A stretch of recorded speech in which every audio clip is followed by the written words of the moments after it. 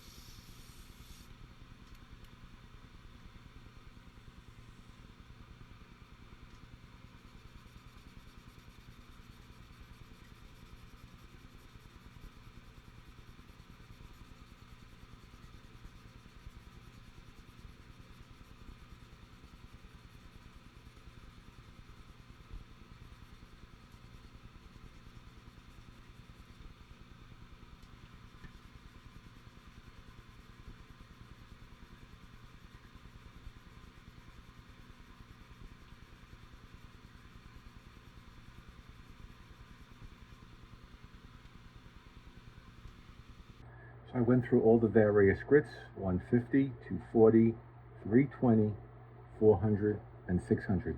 And if you notice, as the lathe was spinning, keep the sandpaper moving back and forth, and then I stopped the lathe, and then I sanded it by hand, because when the lathe spins, it may leave scratches.